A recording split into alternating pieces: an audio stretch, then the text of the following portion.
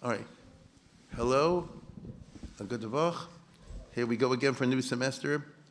You better have your cards to give to Robert Feinberg. Otherwise, you can't. Does anybody remember how you used to register in college once upon a time? He said all afternoon with the cards. The young people have no idea what I'm talking about. Um, there actually was a period of history in which the computers did not exist. I know. It sounds like the distant past. So welcome to the 2025-2026 Saturday Lecture Series. As we know, we've been doing this now for many years. The title, of course, is Things Go Wrong, But Who Knew? Which is a title I came up with, I guess, many months ago, but still, unfortunately, it's applicable. I see many old faces, many new faces, friends, enemies. It's the regular Hamish crowd, right? I want to start, as always, by thanking Shomrei Emunah for hosting us. It's very nice of them. And by Marek and the officers, it's very kind. And this is one of the Shomrei events of the year. I do always, as always, want to thank Mishpachas Lehmann, David and Pam Lehmann, for sponsoring the series, as they do in memory of their father. And this year, Liz Lehmann passed away, and they're sponsoring the spring and summer series in memory of Elizabeth Lehmann, who, of course, we all knew and used to attend. I want to thank tonight's sponsor, Steve Kaplan, who's doing in memory of his mom, who passed away not long ago. Marsha Kaplan, many of us knew. We have a couple of open slots that still need sponsors, okay, as you can see. So if anybody wants to step forward and make my life easier, I can't promise I won't turn you down, because some people are particularly obnoxious, but most of you I'm willing to have as sponsors. I want to thank at the end, of course, the tech team, who tonight is the part, as you know, they put together. They're actually pretty professional. You don't know all the things you have to overcome to make this work. But Bill Sachs will tell you at great length if you really want to know the technical side of it. And finally, in that regard, I do want to express our condolences, all of us, to two members of our tech team. Howard, of course, lost Marcia not long ago, and Paul lost his mom not long ago in Pittsburgh. So we want to say to the Neshama Shabbaliyah, Malcolm Menachem Eschem B'Seich Shabri L'Tzim B'Yushalayim. Okay, so no more sorrow and only simcha. Now let's get down to work. And as you see, tonight is the first lecture over here. And what's it called? The Things Go Wrong, the International Situation, 2004-2008.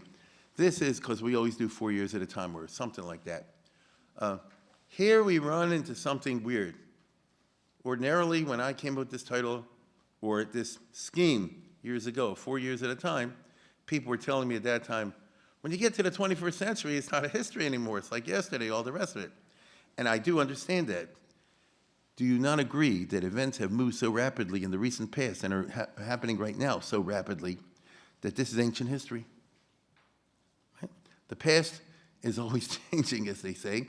And for us, if I would have given this talk a year ago of this time, it would have been different than if I'm doing it now after, well, a year ago, I shouldn't say that. If I would have given this talk before October 7th, 2023, we would have spoken about this in different terms. Maybe I'm wrong about that. I've been speaking about the problems of Stalingrad for a long time, right? That Israel has an existential problem, I said years ago. You know, many of you are veterans. What are you going to do about Hezbollah in the north, and what are you going to do about Gaza in the south? And they're digging in and digging tunnels and getting arms and weapons and hundreds of thousands of rockets. That wasn't an exaggeration. And Israel didn't have a plan for this. And now it came home to roost, as we saw. So we are looking at a period of 20 years ago. But 20 years ago has seen a lot of changes, and particularly changes in our perspective of what happened 20 years ago as a result of October 7th and the aftermath, as a result of the last 2 years. If you don't understand what I'm talking about, you might as well leave right now. In light of recent events, can we view, for example, the 2005 withdrawal from the Gaza Strip in the same way we did then? We all remember this, and I'm going to speak about this next week probably, what they call the hit not could, in which Israel just unilaterally pulled out and left everything over there to the other side. And what's going on? I mean, as I said before, you can argue it was the right move. can argue it's the wrong move. It's an interesting question that can be argued from both sides. On the one hand, you could say it was a smart move, and the problem of October 7th, 2023 was Bibi's problem. The problem was that Israel slept, as that book that everybody must know about just came out, right? Because they caught us with our pants down. It's a fact. It was a surprise attack. Shouldn't have been. And if you read this book, or similar, you'll really find out why they had all this evidence coming beforehand, which they just ignored, right? Look, it can happen to anyone. Didn't it happen to the United States of America? Weren't we surprise attacked? What do you mean, You never heard of Pearl Harbor? Get out of here. What? He's one of these Roosevelt guys. And it happened to Stalin. He had the best spies in the world. And Hitler completely surprise attacked him. You know that. In other words, it happens. Part of military history is surprise attacks. And since it's based on human issues, not information issues, because you get the info, but you got to absorb it, connect the dots, and then implement it, it'll never go away. It's an existential part of war. There will always be surprise attacks, okay? Now, on the other hand, that itself, the historical tendency to sleep, okay? And it is a historical tendency, as I said. There are so many examples of surprise attacks. That very tendency itself is a reason not to pull out from the Gaza Strip, because if you remain, you can't have a surprise attack of the sort of October 7th happening. If the Israeli army would still be, for argument's sake, if the Israeli army would still be occupying Gaza the way they did 20 years ago, with all the problems that go along with it, one thing they could not do would be an October 7th attack. One thing they could not do would be to amass giant tunnels. One thing they could not do would be to collect tens of thousands of rockets. You just couldn't do that, you see? And so you argue this way, you argue that way. The counter-argument, of course, and we've talked about this in past years, is how do you endure the drip, drip, drip of casualties from an Algeria type of situation? That's even worse. No one can put up with this forever. If you're occupying a hostile area, every day, every week, somebody gets killed in a terrorist attack. Every day, a bomb goes off, what do they call them, IEDs and all this other kind of stuff. And even though, from a broad perspective, you might say like this, see, you lose a person a week, a day, something like that. It's not Israel. It's not most armies. You see, most armies aren't built like that. Now, some armies are built like that. You couldn't do it to the Chinese army, the North Korean army, but you can do it to the American army. You can do this. When you have a democracy and you have a public input, drip, drip, drip, usually erodes externally as well as internally. By definition, in the asymmetrical war between Israel and Hamas, and again, remember these terms, there's symmetrical warfare and asymmetrical warfare, or non-symmetrical warfare. Symmetrical warfare means an army versus an army. Non-symmetrical warfare, asymmetrical warfare, means it's an army versus something that's not an army. And that has its own problems, its own dynamics, and in some ways, it's harder to win. In some ways, it's easier to win. In some ways, it's harder to win. And everything I'm saying, and now we all know this in Israel, we had to learn this the hard way. In the asymmetrical warfare, by definition, between Hamas on the one hand and Israel on the other hand, and this asymmetrical warfare is 40 years old. Hear what I just said? 40 years old, since the 80s. And it's still going. The IDF has always had its hands tied, and Hamas has not had its hands tied. I'm speaking already of 20 years ago, when we're talking about this series, years 2004, 2008. Even at that time, there's no hold, no barring of anything on the part of Hamas. I mean, they could blow up a baby. They don't care. And maybe you saw this, some of you, the other day, from Dan Senor, everybody sent me from overseas on the internet. He's interviewing Ronan Bergman, who's a journalist, and they found, the secret records of Sinwar. No, they broke into his room, and they got all of his handwritten stuff. And he says over there, specifically, I want you to burn babies, I want you to chop people's heads off, kill children in front of the parents and all this kind of stuff, rip people alive, do this and that to women, but make sure to record it. We went up on social media. There's no holds barred. They wanted it out there. Now, you can argue it's a smart move, no, but I'm just telling you, that's what you're dealing with. So, already, when you have asymmetrical warfare, and the army part has its hands tied, and the other guys do not have their hands tied, you're already talking like almost an unwinnable situation. This could not help but sap the IDF because the Israeli generals 20 years ago reported to Ariel Sharon, he was the prime minister, and I mean, playing defense plus hands tied behind your back, that's what you call Vietnam. I mean, you can't win. You see? You can't win. Now, historically, countries and their armies haven't put up with that. I mean, in history, when faced with Algeria's, historically, countries went Old Testament, okay? They just kill everybody. So in other words, if you play by the rules and I beat you and now I control you, all right, okay? Sometimes it was harsh, sometimes it's less harsh, depends who you're talking about. If it's, Napoleon occupying Germany, it's kind of harsh. If you're talking about MacArthur occupying Japan, it's not harsh. But if you don't surrender, then one of two things, either you pull out and you won. That's how this country started, or am I wrong? Was George Washington a brilliant general who won all the battles, or did he outlast them? Okay, that's one way. The other way, okay, is to say, I'm not going to lose this. And if it's necessary, I'll just kill everybody and then keeping them with guerrilla warfare because there's no guerrillas. There's nobody to work with. You understand? If you have a hostile population, let's say of 1 million people, I'll just kill 1 million people. And then you got nothing to play with. So wait a minute. We've seen this over and over again. In Palestine, for example, in the middle, I'm talking about Palestine in the 1830s and in the 1930s.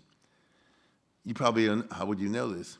That's Ibrahim Pasha. He was the famous Egyptian general, the son of Mehmed Ali, the Khedive of Egypt. These are famous people if you know Middle Eastern history. And he defeated a lot of armies and things. He was a very good general. And one of the things they did in the 1830s was the Egyptian army conquered Palestine, Syria, and even Turkey. They almost took out the Ottoman Empire, but the Europeans came in to save them. That's famous Zach of the 1830s and 40s. This is Palmerston and Tsar Nicholas and all that. Now, wait a second. When he occupied Palestine, the Palestinians, the peasants, rose in revolt because they charged taxes and they drafted people and all kind of stuff like that. He played hardball. Look what it says. They came down, they just killed everybody. You understand? So by the time it was over, that revolt was crushed, literally. Now that's Arab on Arab. In the same decade, in the 1830s, the French played extermination policy in Algeria, okay? In other words, when the French came to Algeria in the beginning, and the reason the French came to Algeria is a whole bunch of reasons, but keep this in mind. The Algerians used to be called the Barbary pirates. So from Algerian ports, they used to send out pirates and capture European American ships and take people off for slavery and things like this, and they never stopped. I would remind you, I don't need to remind you, nobody knows the answer to this question unless you listen to the podcast. What is the very first war the United States of America, after it won the Revolutionary War, fought? I mean, in the 1780s. Well, before this, yes, it's called the U.S.-Algerian War, the Algerine War. It's before the War of Barbary Pirates, which was under the time of Thomas Jefferson, okay? I'm talking about when there was still the Articles of Confederation. So, well, you look it up. The point is that the French, for various reasons, good and bad reasons, came to conquer Algeria. Algerians fought back like crazy, and they did all this terrorism and guerrilla warfare, asymmetrical warfare. Well, according to historians, the methods, the methods used by the French to establish control of Algeria reached genocidal proportions: war, famine, disease, leaving 500,000 Algerians, 3 decades of conquest, out of a population of 3 million. French losses were 480,000 total dead, civilian, and so forth, mostly from disease. You see, there's so many things happen in history, people have just no idea. So the French were fighting 3 million Algerians, and they killed 1 million. The Algerians killed 500,000 of the French. The French won. What happened to the uprising, all the rest of it? If everybody's dead, you can't have no uprising, you see? So, by the way, same thing happened in the 1930s in Palestine, the British, okay? That you had the Intifada, and there's a movie coming out, like an Arab movie, all about this. I saw online. I think it's called Palestine in 1936, which is probably based on that book, Ari, that we had from that guy, Kessler. And you couldn't suppress the Palestinian uprising until the British said, the heck with this. World War II is around the corner. We ain't got no time. And General Wavell, who was the commander-in-chief, he sent in Montgomery, who later became famous in World War II. And they burned the villages and shot everybody and destroyed this and played hardball and, took the Arabs and stuffed their mouth full of dirt and all kind of junk like that, okay? Now, they did it to them also, but I'm just saying, the British played hardball, and they crushed it. You understand? They crushed it. Now, in those days, there was no, what's the right word, CNN and, media and that sort of thing. Or there was, but they didn't pay attention. This is what happened.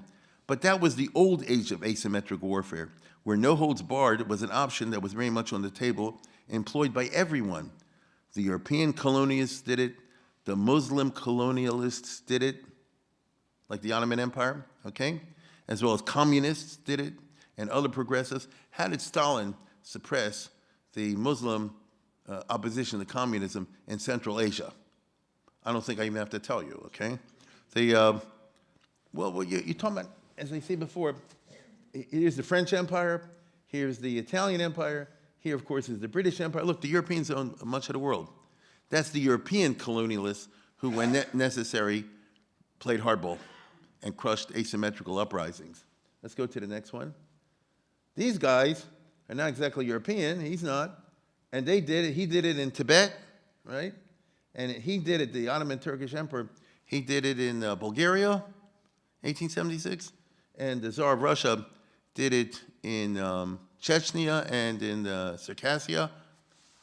So many of you are probably familiar more or less with the fact that one of the groups that lives in Israel is Circassians, right? Now they're certainly not Jewish, and they are Muslims, but they're friends with Israel. They serve in the Israeli army, right? So they're a little bit like the Druze. There's not many, it's like 5,000 to 10,000 of them, that's all. Who are they? They ran away from Russia in the 1800s when their people would not give in to the Russians and fought hardball, and the Russians just killed everybody. You understand? No, they said it. After a while, they said, this is it, and they shot men, women, children. And so the ones who ran away, some ran here, some ran here, a few ran to Palestine. And that's where they are till today. They dress in a certain way. And next time you care to look at a YouTube of the King of Jordan currently, King Abdullah, you'll notice he has like a colorful royal bodyguard. It's Circassians, okay? So that's how these guys operate in the Middle East. But the point is like this, they're all victims of a calculated genocide because the asymmetrical partner will not surrender. You understand? Will not surrender. Now, in the United States of America, in the 20th century, as far as I remember, they used to call this the atomic bomb. What happened when the Japs wouldn't surrender? Okay? And now it's a little more complicated than that, but that's basically was the idea. Truman said, listen, give up, give up, give up, give up, and we won't mistreat you, which was true, and they wouldn't do it. And the only reason they dropped 2 atomic bombs was what? They only had 2. No, right? I mean, those who remember will remember. What was it? Fat Boy and Little something or other? Yeah. Anyway, now anyhow, but all depends on the political context. Everything I just said depends on political context. Political context in the countries that matter. So here, very briefly, you can show it now. This is a Russian movie about how the Russians beat Turkey in 1877 and the Bulgarian uprising, the Christian Bulgarians who were tortured by the Ottoman Turks, made uprising, and look what they did. These are the Turks. As I say, that's how they crushed the revolt. Okay, they buried people alive, and these people are being pushed off a cliff. Oh, this really happened. Okay, right? Some are hanging, but you'll say if you have the whole thing, just take my word for it. You can look it up yourself. It's called Heroes of Shipka, because Shipka Pass is where they had the big battle in 1877. Yeah, that's what it is. So you don't remember the Russian-Turkish War of 1877? What's wrong with you? No, okay. Now, what's my point? This misfired because it led to Russia getting angry and invading, which led to England getting split on this. These are the great powers of yesteryear. And Disraeli said we need to support the Turks in spite of this. And Gladstone said, no, after they did this, the Turks should be kicked out of Europe, bag and baggage, as he called it over here. And it was a big machlokas in the world until they finally settled it. And my point is like this. This proved to be counterproductive for the Turks because their over-cruelty didn't play well in the international scene. You understand? And by the way, today Turkey is criticizing Israel. I get that, but world opinion can hobble extreme repression and redound to the political benefit of the repressed. So you have the famous machlokas between Disraeli and Gladstone, which was so well known in the 1870s, over the Bulgarian horrors. You see? And indeed, by the time the story's over, they made peace, and Disraeli won a great political triumph at the Congress of Berlin in 1878, 1879. There's Disraeli, there's Bismarck, here are the other leaders of Europe, Andrassy and the others, and they worked it out. The Turkey kept little, and Bulgaria got its independence, and England picked up Cyprus as a, what's the right word, a bonus, and things like that.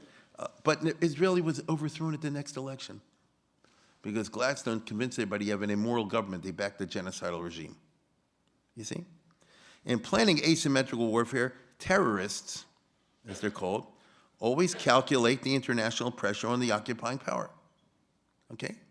That's part of the calculation of terrorism. In other words, you have terrorism, which these guys are just anarchists and just kill and blow for what the heck. But usually, and the successful terrorist movements become unterrorist movements when they win, and part of their calculation against the stronger side is they'll never go full blast on us, because that wouldn't look good in the international media. So yeah, Michael Collins, who did this in Ireland, he was shooting all the British, and he said, they'll never come and, just kill all the Irish, because it was 1919, and England needed American help. And guess who? You had a lot of people in America, Irish, you see?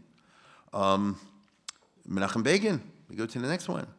If you read his revolt, he said they totally calculated that England wouldn't go hardball on the Jews if the Irgun started killing them. That's what it boils down to. So when was the Begin Revolt, 1945 to 1948?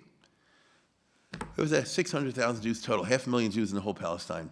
The British could have killed them all. In fact, the British could have said like this, oh, you don't want us here? We'll pour out. Have fun with the Arabs. In 1945, 1946. But Begin said, after the Holocaust, they're not going to do that. So we can blow them up, but they won't blow us up. You see how you calculate? Because the Hamas does the same thing. That's a sign of an intelligent terrorist organization, that you calculate the political context as part of the military, okay? You don't just do it. It's not Bonnie and Clyde, just shoot people or things like that, You have it in a certain method. So by the year 2004, when we're starting, the PLO, et cetera, realized that Israel, too, was hobbled by international opinion. Okay? So they, if you remember from last year, were sending off constant suicide bombs and various things like that. And they couldn't stop them. You remember, every week you read something. People were afraid to go to a restaurant. People were afraid to go to shul, okay? Which was the point of terrorism. Israel was the opposite in those days of promiscuous in its assassinations and bombings. Its operations were laden with various protocols. So in other words, if you know the history of the Mossad, and if I look at this crowd, probably you're more familiar with that stuff than the average crowd. It's not like the Mossad said, go kill somebody, all the rest of it. Who is it? Do we have evidence on him? Is he going to be near men and women and children? Is it going to be this? Would it be collateral damage? Can't blow up the building. There might be an innocent person nearby. You get it? And Israel's always, now, not in the Gaza war, but before that. Why? They have to be able to justify to America and all the others. That's why he had that famous story when they killed somebody in Tunisia, Abu something or other in 1990. The head of the squad at that time was Yoav Gallant. And they killed some terrorists in Tunisia, and they pulled out, and nobody knew who did it. And President Bush at that time, he said, oh, Israel did it. He said, how do you know Israel did it? He says, they shot the guy in front of his wife and children. They didn't shoot the wife and children. You see, that's not how they operate in the Middle East. That's only Israel. You see? So, as I explained last year, or tried to, Ariel Sharon was an intelligent practitioner of counterinsurgent warfare, and he took great pains to be in bed with the Bush administration, this is Bush Jr., which was in power at that time, in order to have political cover from the world's sole superpower, right? Like today, Israel has only one friend, really, okay? And Everybody else is influenced by that. At that time was George Bush Jr., was the United States administration. And I remember very clearly, and maybe you do, that Sharon, who was the president, was not the Sharon from Kibia and from the 1950s and all the rest of it. He was very careful to go all the time to the White House and say, we're doing this and this over here with Arafat and that over there and all the rest, and get an okay. And you take the trouble to consult. Right? There were no surprises or blindsiding. Now, back then, Arik Sharon was plenty controversial and plenty unpopular in many parts of the world. For one thing, he was still held responsible for the massacres in Sabra and Shatila. Right? Remember those back in the Lebanon? Here, flies on dead bodies of the people, okay? And he said it's not true. And if you remember, he sued Time magazine. Remember this? Okay. He won and he lost. What do I mean he won and he lost? He sued him for $50 million. The court said, well, you don't get $50 million because it wasn't with bad intent. Okay, it wasn't with malice. But we do clear you of the charges. In other words, you're right, but they don't have to pay $50 million. So each one won, so to speak. But did that affect any of his critics? No, okay? Now, he did have a reputation, as we all know, Sharon, for personal bravery and even sensitive generalship in battle. Nobody can deny that. We all remember Sharon in the Yom Kippur War. I mean, he didn't put this on for pictures, right? He was in the front line, and he was with the soldiers. And by the way, I know he's very controversial. He was in the 70s War. He didn't listen to orders, all the rest of it. But the soldiers under his command, if you read the books now that will come out 50 years later after the 73 War, they'll tell you that he was a very sensitive general. Notice he understood exactly what they needed, and he wasn't what you think, like a Bulvan or something like that. So he had that. And to tell you the truth, even the Russians admire this. When you see the Russian West Point, in the Russian West Point, he came there. I remember this. When he was the prime minister, I think it was, Putin had just started, and they took him to the Russian West Point because they said like this, we study your battle. Now, it's the 67 battle where he captured that fortified Egyptian business. I forget what it was called. It was like a tactically brilliant sort of thing. Now, in the Russian West Point, they don't study a lot of battles. You understand? You look at Waterloo and Stalingrad, okay? You and I would not think of the Six-Day War as one of the big things, but the professionals do. So you can't get a bigger compliment than in Russian West Point they study it. I don't know about the American, they probably do also. I'm sure that this side of Sharon appealed to George Bush Jr., who was a chicken hawk, let's face it. He didn't serve in Vietnam.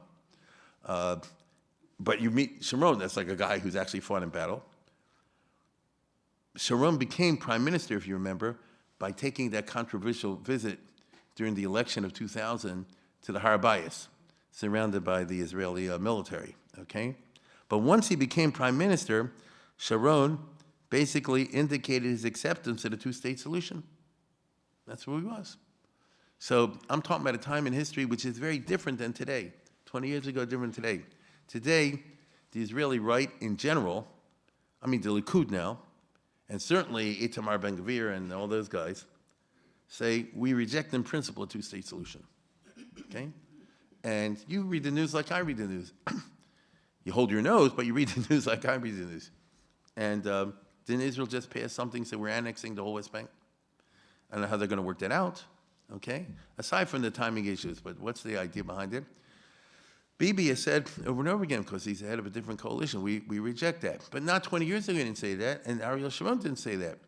He said, if I accept the Oslo Accords, now we haven't worked out the details, but I accept them, then that means I'm a player. And George Bush said, okay, then you're a player. Then America will deal with you. Otherwise, we won't. And so Sharon, of all people, as I said before, did this. This gained him legitimacy in international politics. When Sharon was prime minister, he didn't have trouble flying to this country and that country and the other thing like Bibi does.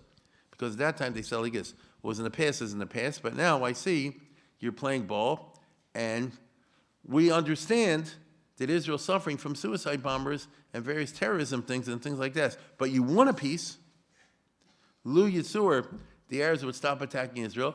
You would have a two-state solution, you see? So we understand that. And he worked very hard to do this. I'm just saying this because, look in perspective, Today, the Israeli government, for various reasons, basically said, I spit on world opinion. And Sharon did not do that, even though you might think he was the type of guy to do so. And maybe 30 years later, he might have done that. But he was an older man by now. He's born in the 20s, and now in the early 2000s, so he's in the 70s, okay? Now, it's important to understand this point. As prime minister during George Bush Jr.'s first term, Sharon had tried to fight vigorously against the suicide bombings, but he couldn't stop them. I think we talked about that last year. Yes, they knocked off the engineer, and they got this guy, and they got that guy. It doesn't stop. You see? It doesn't stop. On the other hand, what was the one thing he did that was fairly effective? And like the wall, okay? Now, the people say, oh, it's terrible, you build a wall there. They stopped it. They cut it, the bombings and everything, at least in half, if not two-thirds, okay?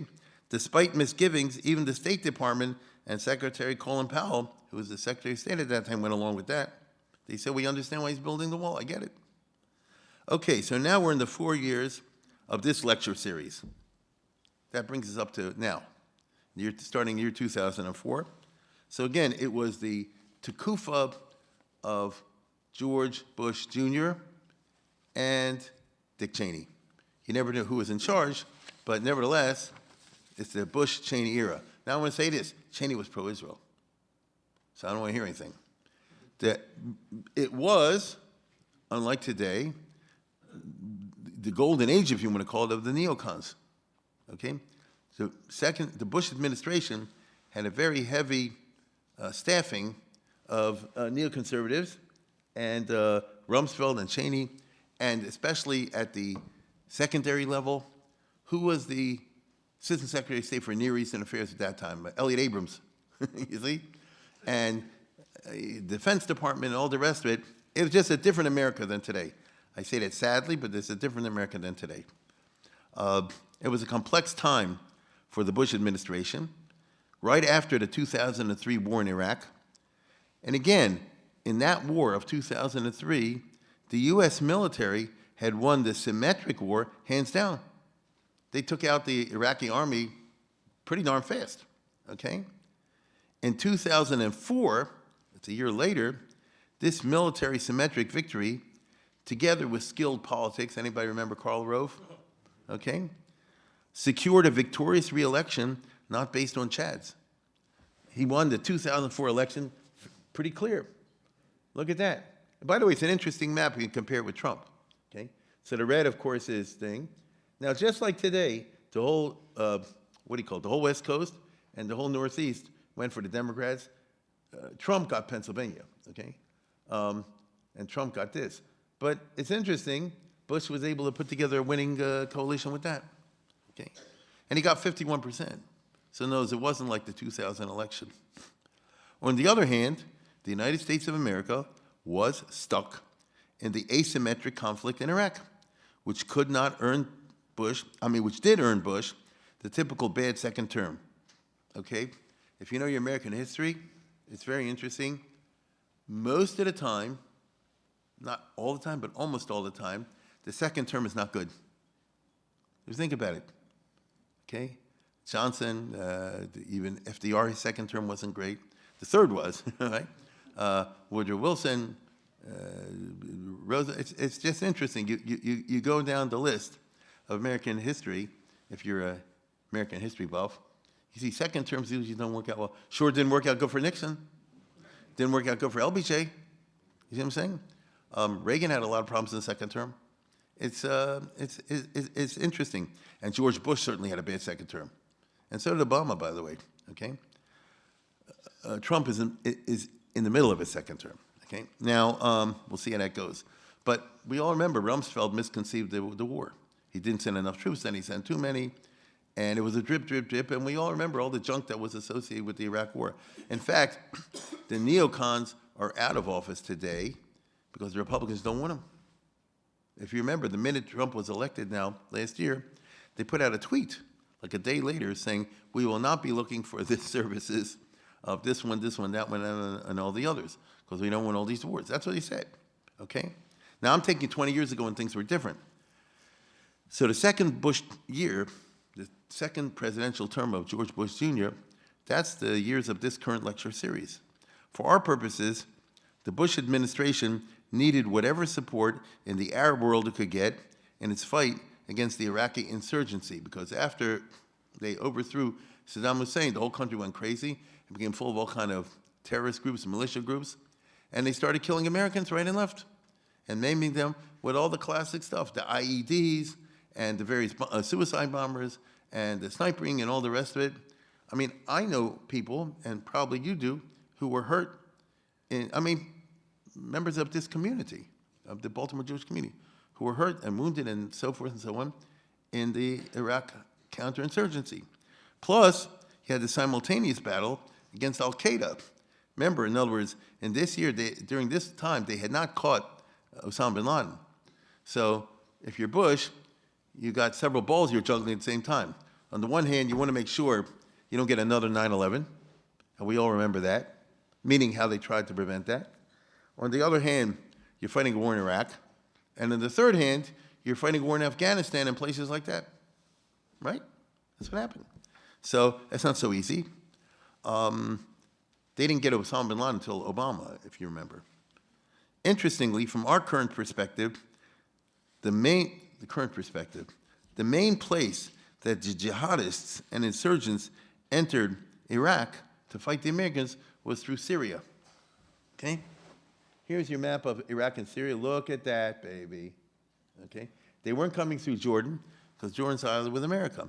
So if a terrorist or somebody wants to come this way, Jordan would stop you. But Assad Jr. was the president at that time, the dictator of Syria. He says, come one and come all. Okay? Which, of course, made America hate Assad Jr., which means they're very happy to help when they overthrew him last year. You get what I'm saying? The Defense Department and the others say, oh, we don't like that son of a gun. He caused so much trouble back in those years. It gets better, by the way, okay? But it made Assad Jr., Bashar al-Assad, hated by Washington. You know where he is now? He's in some luxury penthouse in Moscow. Well, yeah, he probably stole $10 billion, you know. Where I come from, that's considered money, you know. Which led to a whole cycle of its own events looked at from today's perspective. And ironically, his own evil deeds got him back, because what has happened in Syria? Listen closely. The jihadists went from Syria, no, they went from around the world, like London, New York, Africa, and you fly to Syria, and you get on a bus, and they take you over the border into Iraq, and now go fight the Americans, okay? What did it morph into? ISIS. What's the translation of ISIS? Islamic State of Syria. Now they come back to Syria to overthrow him, which launched a 12-year war starting in 2011, the, what do you call it, the Syrian Spring, you know, and which 1 million dead Syrians and another 1 million ran away. And what was the end? Last year, the ISIS guys rebranded, okay? So go to the next one. This guy's not ahead of Syria. He was the head of the ISIS. He rebranded himself. He got a suit. And now, well, it's true. And he won. We don't know how it's going to play out with Israel, but I'm not doing current events right now. And he took over. So let me put it this way. Chad Gad Yah. If Assad had not allowed any terrorists to go from Syria into Iraq to fight the Americans, they wouldn't have been able to form themselves into an ISIS, and eventually, 20 years later, overthrow him. Chad Gad Yah. Okay. Now, listen, you can make it up, but I'm not. Now, so let's put it this way. So Assad really messed himself over, to put it politely, shot himself in the foot. ISIS, as you know, would destabilize Syria, seriously weaken, and eventually overthrow the government. That's the new guy, al-Shara. And it may, depending on how God plays the chess game, because in history, you're always looking at the Bein Adam Lachavero angle. But if you're Jewish, you also look at the Bein Adam Lamakom angle. And wouldn't it be interesting, and it's very possible, that the end result of all this will be a Balkanized Syria. Notice you can have now, this is Syria. This could be one country. This could be another country. This already wants to be another country. The Druze, I'm sure you've seen this online, they have Israeli flags. And they said, let's be part of Israel, or at least we'll have our own state. Listen, I don't want to get killed. It's as simple as that. I don't want to get killed. You saw what they did, okay? So wouldn't that be a Chag Gadol if this ended up in a busted up Syria? But I don't know which way it's going to go. Who would have imagined this? Now, as far as I'm concerned, go back to the next one.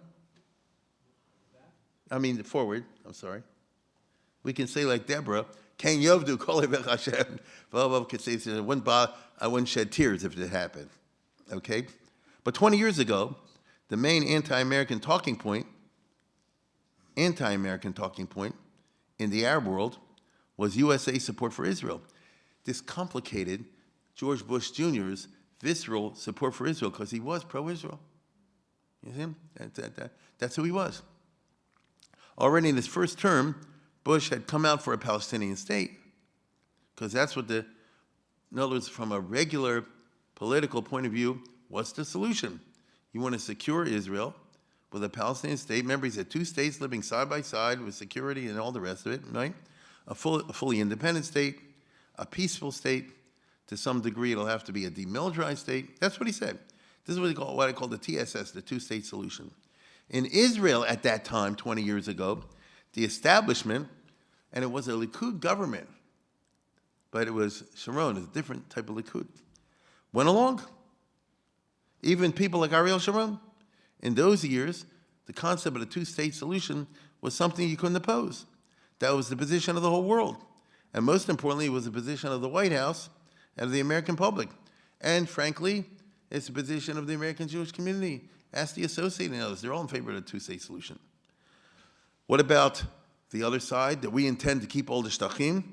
In 2004 to 2008, this was politically indefensible if Israel wanted to keep the USA on its side. Even Bibi, in those years, came out in a famous speech in Bar-Ilan University in favor of a two-state solution. In other words, these were the years of maximum domestic Israeli support for a two-state solution, okay? And what they meant in those days is before the Hamas took over Gaza, the 2 states will be Israel, and then the Arab state will be like this, part 1, part 2, the West Bank and the Gaza Strip.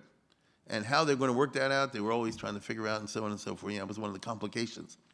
But they did it. So what Ariel Sharon was able to do, and we covered this last year, was to convince Bush and company that Arafat, who was still alive, was insincere, that real peace would require a post-Arafat Palestinian leadership. In other words, Arafat is the one who signed the Oslo Accords back in Clinton's time. The theory is we'll have 2 states living side by side. Lamaisa, you could tell that Arafat says this salami tactics. First we'll get this state, and then we'll take out Israel. And he would lie and be slippery and this, that, and the other. And he lied to America a bunch of times. And one of the things Sharon did, because they caught a ship that he did, if you remember the Korean ship and all, was to convince him he's lying to you. And oh my goodness, George Bush says, okay, that's it. And he made a speech even that I put up last year where he said, we need a post-Arafat leadership, okay? And Arafat says I was quoted out of context, so he didn't believe me anymore. I have a good friend here in Baltimore. I won't embarrass him by saying names. How would I ever embarrass anybody by saying they were a friend of mine? And he was at some kind of I remember this, we're going back 20 years. Downtown at Dinner Harbor, there was some kind of Bush fundraiser at that time for these Jewish Richie Riches. And he was there, and you probably don't remember this. When Bush came in, unlike Clinton, who had Arafat over every 10 minutes, he had him multiple times at the White House. Bush from day one said, I guess I'm not inviting Arafat over here because he's lying to me. I remember that. So Sharon could come, but Arafat not.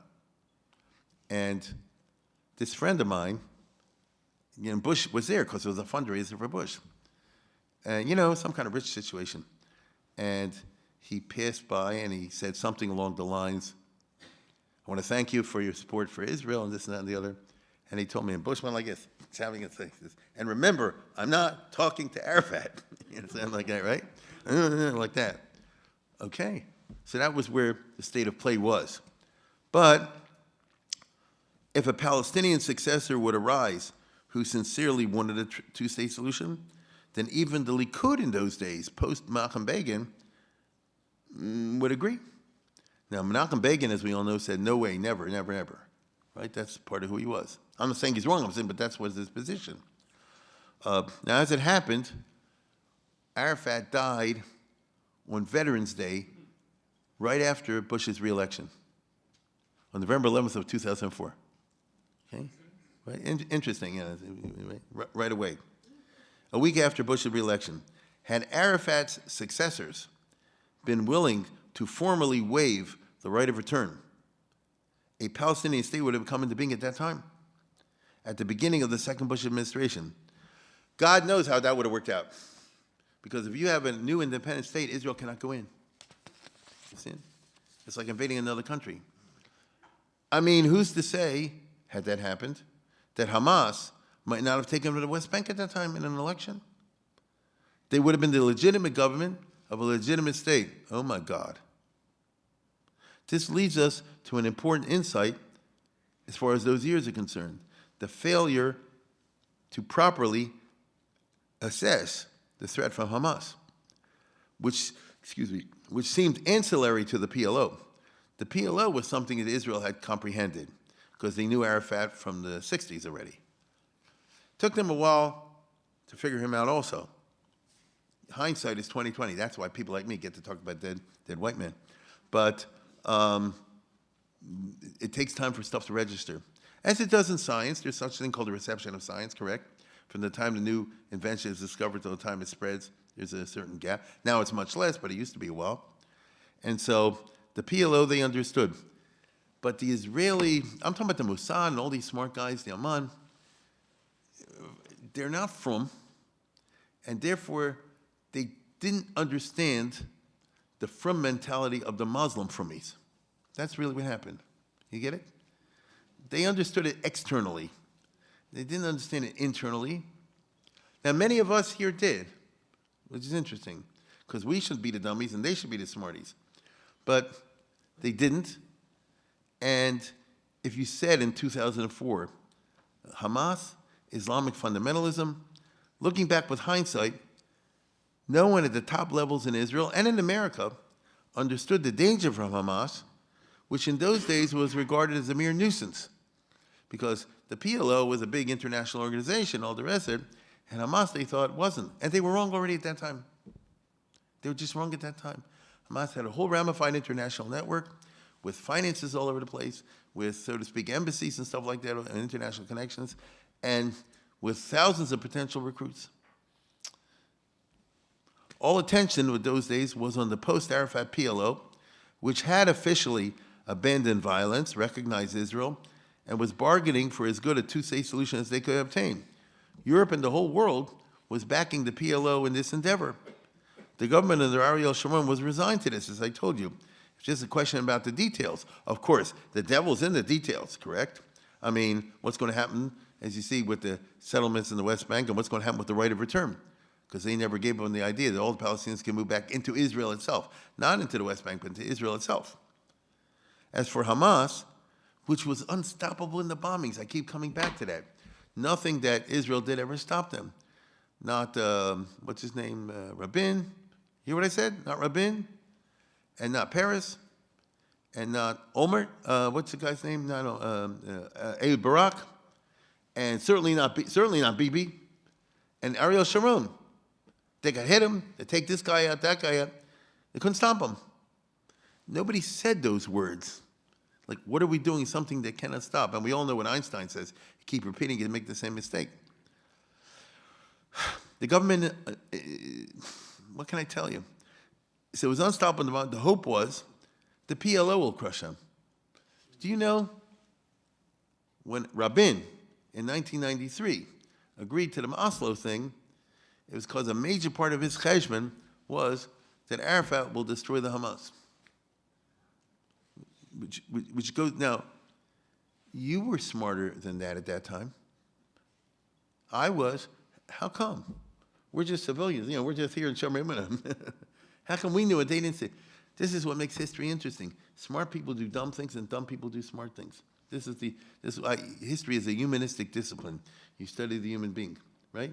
Great people do petty things. Petty people sometimes do great things. Smart and dumb, big and little. It's how it goes. I wish I didn't say this. You know what I mean? Notice, this is not something happy to talk about, but it's true. How dumb this all looks in retrospect. And Sharon was supposed to be smart. And he was in his way, but not in this, okay? Looking at this in all historical perspective, Ariel Sharon was smart in symmetrical warfare. He was brilliant, but not really in asymmetrical warfare. In Gaza in 1970, when he was the military governor and crushed the thing then, all he did was assassinate the insurgents, which is a short-term strategy and not a long-term strategy. You see? I'm talking about 1970, before the 73 war. Already at that time, you had a lot of terrorism and violence in Gaza. And Golda Meir didn't know what to do, and they said, put Sharon in there, and he'll crush it. And he did, but how did he crush it? At that time, it was before the Hamas, it was the PLO, it was Arafat, the Fatah. So you had a limited number of people. Let's say, for argument's sake, you had 80 terrorists. That's what they did. And he made a chart, and they went after and killed every one of them. If you're dealing with 80 people, I get it, right? That's a doable. What if you're dealing with 8,000 or 80,000? You see? The problem was Israel never worked out a successful counter strategy to Hamas. And as far as I can tell, Israel to this day has not done that. After this whole war, we've not been able to destroy them, I'm sorry to say. I mean, what do you do to an organization? A ramified and diversified organization which openly says, we will never stop trying to destroy Israel. They don't deny it, except to cretins and fools. I remember when Jimmy Carter went there in the early 2000s. Do you remember this? He said, I spoke to them. They're willing to have a peace treaty with Israel, all the rest of it. Okay. Now, Hamas openly says, all we agree to is ceasefires, during which we prepare for the next round. I mean, they say this, not me. Hear what I said? They said, we're willing to agree to a ceasefire, but we get the right to arm for the next round. And we will call when the next round starts. And we will not stop. See, even if you kill us, we'll have other people take the place. What do you do to that? At least define the problem. At least define the problem. For some reason, Israel could not wrap its head around it, and to this day has not come up with a strategic response. Not Sharon, or Omer, or Bennett, or Bibi. All they have is assassinations, right? You take out the head guy. There's a reason I have this here. I remember, I think it was 2004 when they did it. I remember I was driving my daughter Rivka to Beis Yaakov, 12 o'clock. She had some assignment to do, you know what I mean, so she couldn't go in the morning. So I'm taking her at 12 o'clock. On Smith Avenue, as you're getting near Beis Yaakov, I almost had a car crash because the news comes on 12 o'clock, whatever it was, that was the TOP, is that what it is? At 12 o'clock. Israel rocketed the blind sheik and killed the head of Hamas. Oh, President Bush said this is not helpful. But the State Department condemned this. The United Nations has said this is a bad idea. The European Union says this. And they're going through all this other business. And this says this. And I'm driving, and then 12:05. And now, ladies and gentlemen, Gordon Liddy. Israel today kicked a big boot up the thing. And I was laughing so hard I almost had a crash. But what did they do? Now, listen, I get it. I mean, it's true. Someone tried to kill you, kill him first. I understand that. But the problem, of course, is, right? You kill one and the other one's ready to take place. No, wait. This is a smart and deliberate strategy of Hamas. I don't blame them a bit. One of the main goals they have is have replacements. You understand? You took out Sinwar, we got to take him. Israel took out next thing, we got to give him. Next thing, we got him. That's just smart. What they've done is sort of studied Zionism and how the Zionist movement developed. And when you turn something into a movement, it's hard to crush it.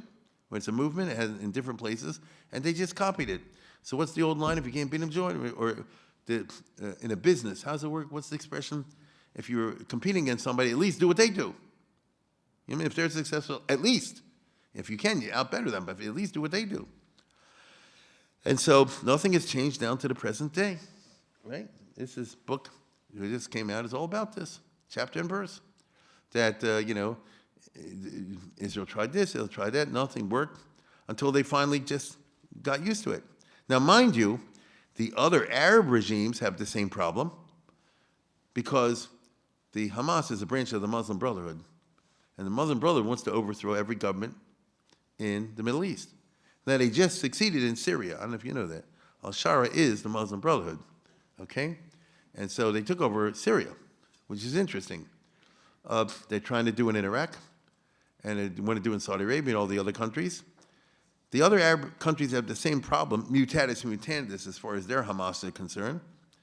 And let's put it this way. They play hardball. Sisi in Egypt, oh, they kill people every day. Bashar Assad, I think you knew about. He killed 1 million people in order to try to stop it. King Abdullah of Jordan has this problem every day. And we all know how Saudi Arabia dealt with that guy Khashoggi, correct? And Mohammed bin something or other, America tried to boycott him, but now they can't. And Trump is the best friend. And Biden had to apologize, okay? So what was Israel to do, okay? In those years and until October 7th, Israel obsessed on the issue of collateral damage, foregoing many assassinations for that reason. And you can read it in the book, right? Or you can follow the news closely. In other words, let's put it this way. They had Sinwar and the other guy, and everybody all in one room. Had to take them all out. But next door was children. You see? And it happened over and over again until the Arabs figured out, always have children around your meetings. You get it? Now, when the October 7th war happened, Israel said, the heck with it, right? So when they killed Nasrallah and these other guys, there's a lot of collateral damage. But they said, listen, we're killing so many people, we don't give a darn anymore, okay? The main thing is to get these guys. But the other side of the coin is that Israel has gained a lot of international condemnation as a result of this, you see? But I'm talking about years ago. In other words, Hamas understands that Israel will always be hobbled to a certain extent, and they use this very successfully, l'davonenu. Other than Trump, presidents and secretaries of state cared a lot about collateral damage. They always were in Israel's case. So Presidents Clinton and Bush, Obama, Biden, and Madeleine Albright, the Secretary of State, if you remember her, and Colin Powell, and Condi Rice, and Hillary Clinton, and John Kerry, and Anthony Blinken. These are all the heads of American policy. And every time Israel killed somebody, said, oh, but you also killed somebody on the side or whatever, and this is no good. Now, Trump is a different story, okay? He marches his own drummer, and Donald Trump and Mike Pompeo, who was the first Secretary of State, and Marco Rubio, they didn't give a darn, okay? But that's not true either. They blew up Doha, and then they had to apologize. So notice now the Arabs figure like this. The only thing I have to do is be friends with Trump. Okay? Now Hamas hasn't done that yet. I hope they won't. As always, the international community was always much more critical. Still, in those days, there was a peace process. Israel was committed to a two-state solution. And if you remember, every once in a while, they got a meeting here and a meeting there. But Colin Powell, as well as Condoleezza Rice, were into a real two-state solution.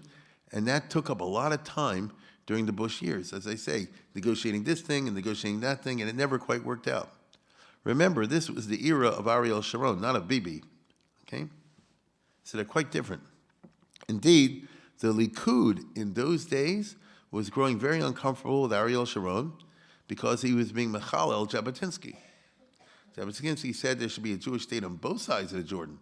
Okay, you can't have that, but at least have a Jewish state on this side of Jordan, meaning from the river to the sea. From the river to the sea, Palestine will not be. I mean, that's, that was Jabotinsky. From the river to the sea, that is Jabotinsky. That also rhymes. Now, and indeed, Ariel Sharon, who was always a maximalist pragmatist like Ben-Gurion. In other words, let's cut through the legends, okay? Even Ben-Gurion is supposed to have been, what did Ben-Gurion say? Lo chashuv masha hagoyim omrim chashuv masha Yehudim osim.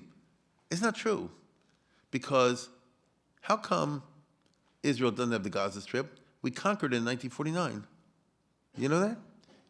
Look it up, or go back to my series. Yigal Alon. Israel conquered the Gaza Strip, Operation Chorev. And Truman said, give it back.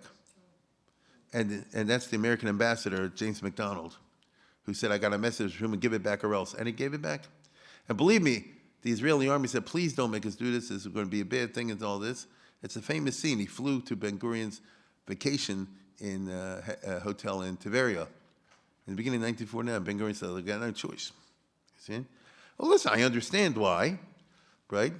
I understand why, but I'm just saying, Sharon was a maximalist, but he was a pragmatist. And so, if Truman said, "Get out of Gaza," he said, "Yes, sir." And therefore, Sharon was willing to yield to American pressure when necessary, unlike Bibi. The notion that somebody like Ariel Sharon would address the American Congress against Bush or Obama is inconceivable, right?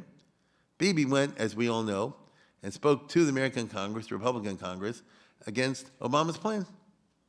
He said it. And he spoke also not against Biden, but, defending his situation during the war.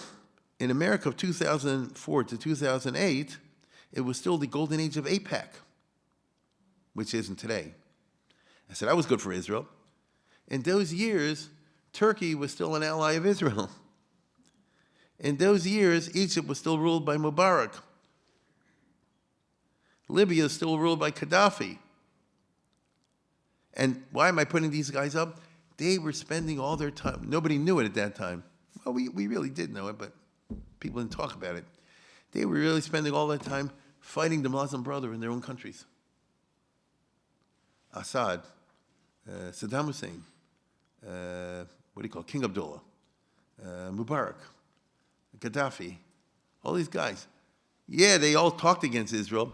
They were spending most of their time and effort not to get overthrown and killed by their own people, meaning not their own people, the jihadists, okay? Now, it was the last years of the post-Cold War when the United States of America was so strong and arrogant as it was in Eastern Europe.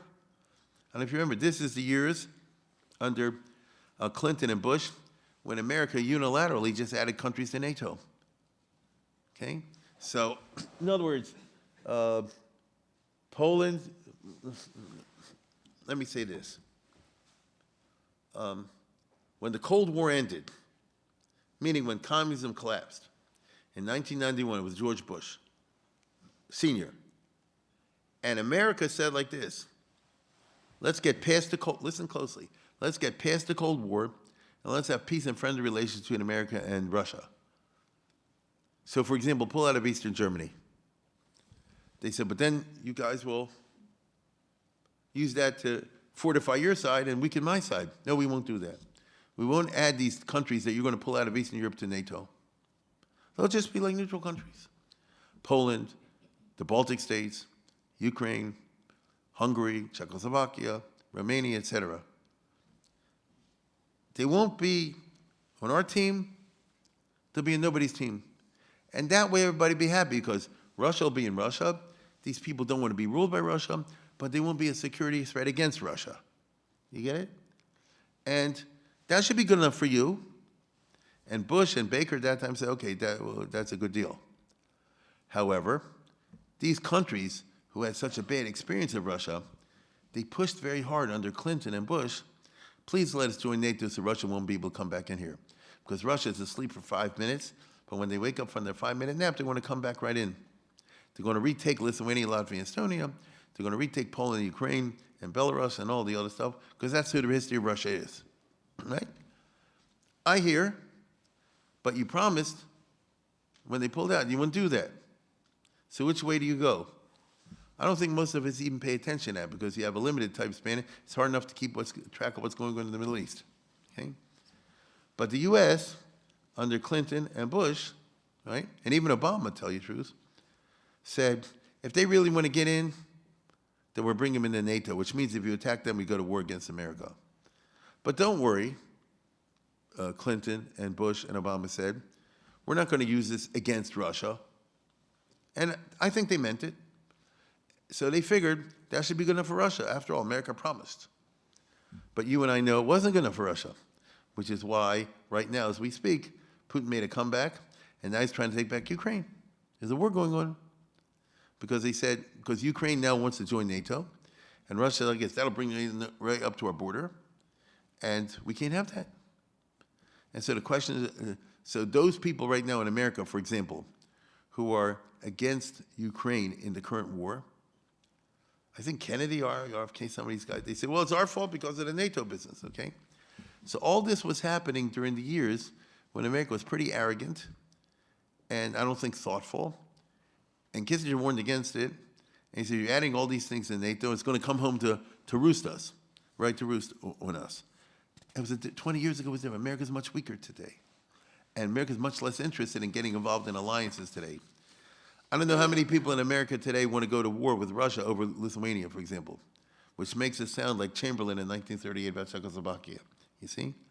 But all this led to the rise of Putin, who already in 2004 was in power, determined to reverse everything I just said. And that's what he's tried to do in the last 20 years. Basically, he said, we want the old map back, okay? This is what Putin wants, that all this should be occupied by Russia in one way or another, or a pro-Russian government. Lithuania, Latvia, Estonia, Poland, this is the good old Cold War map, right? Remember that? In which Russia had forces all down to Bulgaria, okay? We want the old map back. Or at least, what do you say? Yeah, that's a mistake. Greece was no part. Yeah, that's a mistake on the map. Okay. Listen, every map has a mistake, you know. No, it's true. He's right about that. I noticed that, but I figured it's such a nice map. I won't. Well, right? You're testing us. All right. Or at least they wanted the Finlandization of Europe. If you remember, during the Cold War, Finland was right next to Russia, right next to Russia. But Finland always said we're totally neutral, and they meant it. And Russia did them the favor of not invading. So we want that over here. But that's not what the Eastern Europeans want. If you're a Lithuanian or a Pole or a Ukrainian, you think of Russia like the ultimate horror. And when they ruled them, it was the ultimate horror. Now the Russians saying, we weren't so bad. And they, yes, you were. You know. So this lays the groundwork for the current war. And by the way, Russia is so aggressive now, Finland just joined NATO. They didn't do it all during the Cold War. Now they joined the NATO. And Sweden. Under Putin, especially in those years, Russia is going to have a strange relationship with Israel. Let me say this, and I've made this point every year. Putin is the best you're ever going to get out of a Russian ruler. Whoever comes after him will be worse. I'm talking about for Jews in Israel. I don't know why. And Putin certainly is hostile to Israel in many ways, and they arm the bad guys, and they support the Hamas, and all that is true, and they're giving weapons to Iran, et cetera, et cetera, et cetera. Having said that, in the recent war, he's like a two-faced Janus. Because I remember this, it was very interesting. When Israel started shooting at Iran and Iran started shooting back missiles at Israel, Putin was asked and he said, you know, we have a lot of Russians living in Israel. You know, we do feel a certain responsibility for them. Now, I don't know if he meant it, didn't mean it. You're never going to hear from any other Russian leader because the others are way to the right of him. So it's a little strange. Economically, the second Bush administration will continue to mess up the U.S. economy, which under Clinton had sort of been on the mend. As you and I know, Bush will leave during an economic depression. How many people lost money in 2008? Okay, you know, you're right. Okay, it was a depression, and it was his fault. Okay, and so America today is gehacked as far as financially.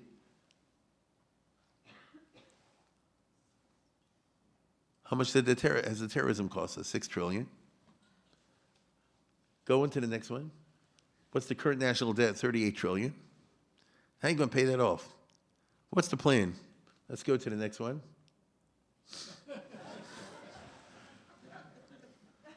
Don't be surprised if before he's surprised.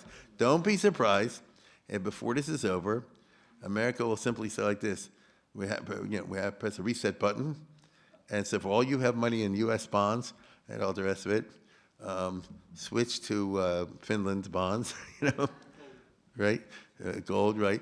And everybody has gold teeth will make a fortune. Listen, what can I tell you? That's the state of the world in the year 2004. That's enough for tonight. The hour is late, so good night.